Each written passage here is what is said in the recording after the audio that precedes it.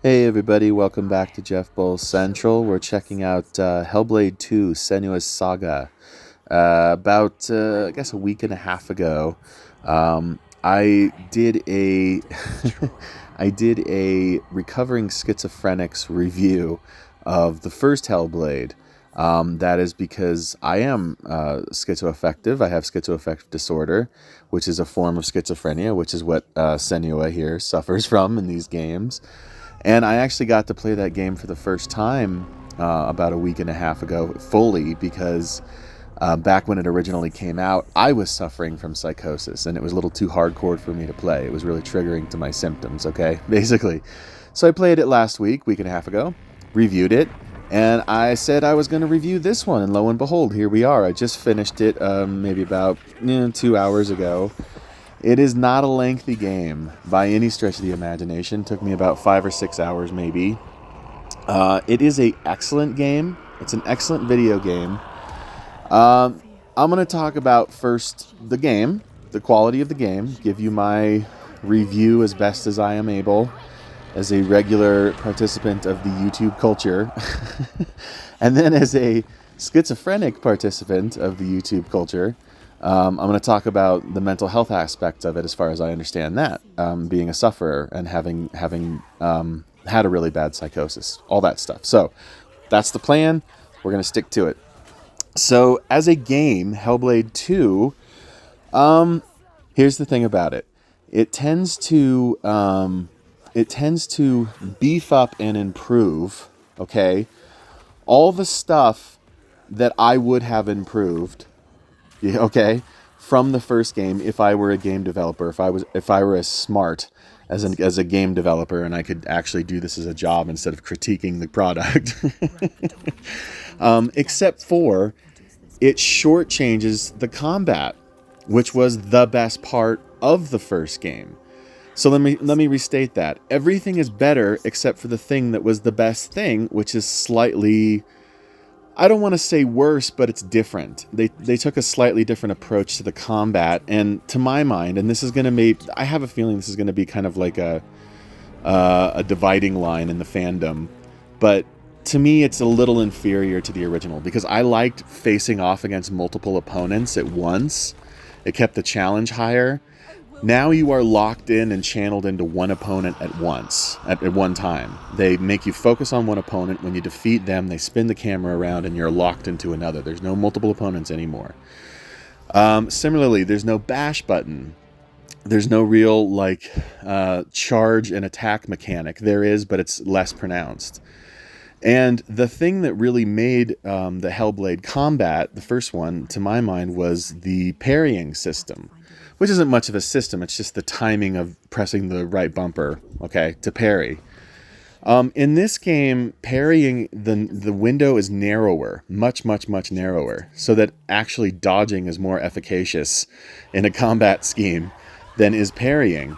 And I think they did that to compensate for the diminished difficulty due to the fact that you're channeled into one bad guy at a time, okay?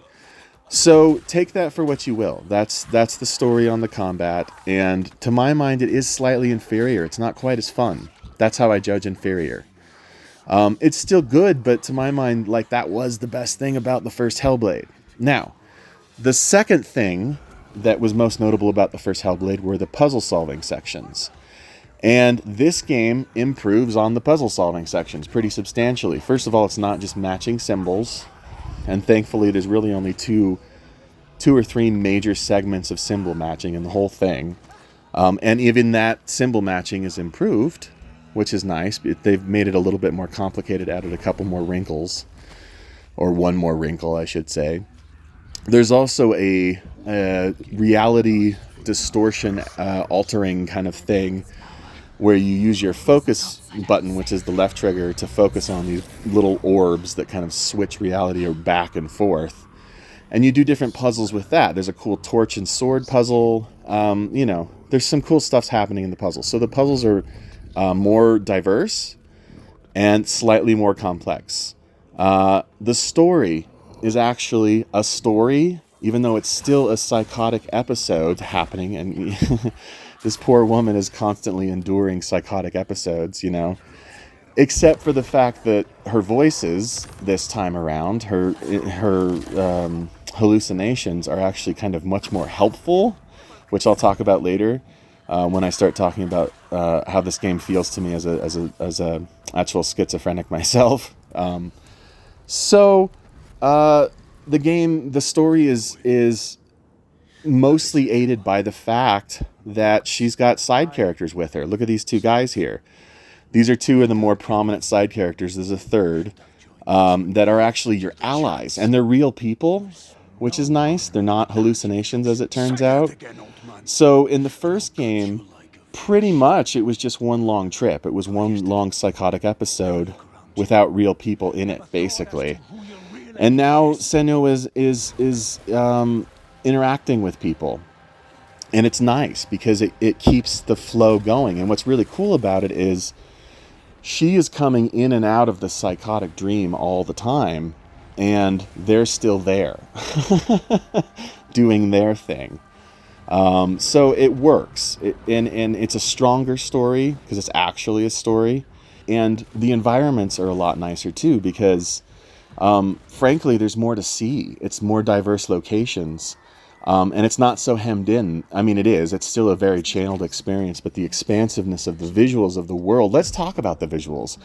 This has got to be the most gorgeous, short little video game I've ever seen on Xbox Series X, and that is saying something, because there are some pretty damn gorgeous Xbox Series X games, okay? There's a ton of them, and this is maybe the best one so far. It's amazing to look at. It's not quite as trippy. I mean, it's still pretty trippy, but it's not quite as mesmerizing in the sense that you do not understand a thing of what's happening like the first one. But visually, it's stunning. The use of color, the use of light, the use of darkness. It's also sharp and clear and amazingly modeled and amazingly textured and amazingly animated. It's a gorgeous thing to behold. So that is my review, basically, of the merits of this game. It's an excellent game, and everything that ought to be improved, to my mind, has been addressed, except for the fact that the combat is weaker. Okay, so go figure about that. Slightly. So, if I was going to give the original Hellblade, say, an 8, right? I could easily give this game a 9 out of 10. I'm okay doing that. It's really, really short, though. And like I said, the combat is slightly inferior to the first game. So, now I want to talk about the psychotic, or the the psychological aspects of this game, because this is really important to me, because Jeff Bull's Central is also a mental health channel, in addition to being about video games and music, okay? So, here's the thing about this.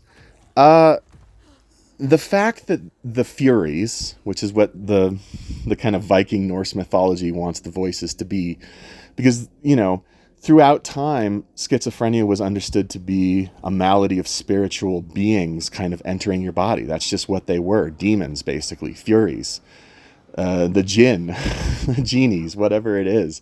That's historically what schizophrenia is understood to be. And it is also understood to be primarily, or was understood to be historically, a primarily mystical experience. And indeed, when you're in the midst of a psychotic episode, it does feel very mystical. And I have to tell you, the things that I saw, the things that I heard, the things that I experienced, they were so very real. And they are still real to this day. And it's true. I still hear voices to this day. I have this experience, as do millions of other people in this world. And the only thing about this game, to me, is that the experience of hearing the voices is no longer a negative so much for Senua. They empower her. She's learned to control them. She's learned to harness them, and they are helpful to her now. And while I love that aspect, I love that idea, in my experience, and I cannot speak for all schizophrenic individuals, I really cannot, because our experiences are so diverse and the things we've suffered are so diverse. But this is not a fun thing, guys. Having some form of schizophrenia is not fun. And frankly, if the voices are this strong for her still, Senua, in this game, she shouldn't be having a better time. I don't know any way else to say it, to my mind. And again, this is just my opinion as a sufferer, an individual sufferer, and I cannot speak for all schizophrenics, but look, if the voices were this strong, shit, dude, she'd be in bad shape. She would not be in good shape. And so it kind of shortchanges the psychosis experience. It kind of shortchanges the ability of itself to reach people, to teach people about what this can be. Because look, let me just be honest about this. Let me just be kind of frank. This journey for me, this recovery process, which has been arduous and hell-like in a lot of ways. It didn't start getting better until the voices started to dissipate a little bit. The hallucinations started to let up a little bit. That's when it started getting better. You know what I mean? That's really all it is. But I still appreciate that it's the game about psychosis as a sufferer. And as a gamer, I love it. So my 9 out of 10 stands. I hope that's a full enough discussion for everybody. I hope that's good enough, okay? I thank you for your time. Vote Jeff Bowles. Like, share, subscribe, whatever, notification bell. You get it. Thanks for showing up and watching, everybody. Bye-bye.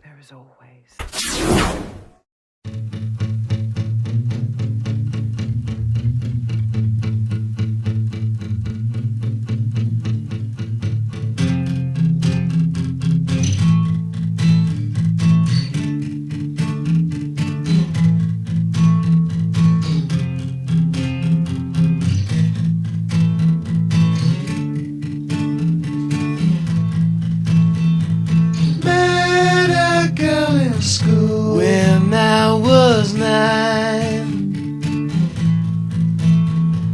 told me she had feelings, she had lies.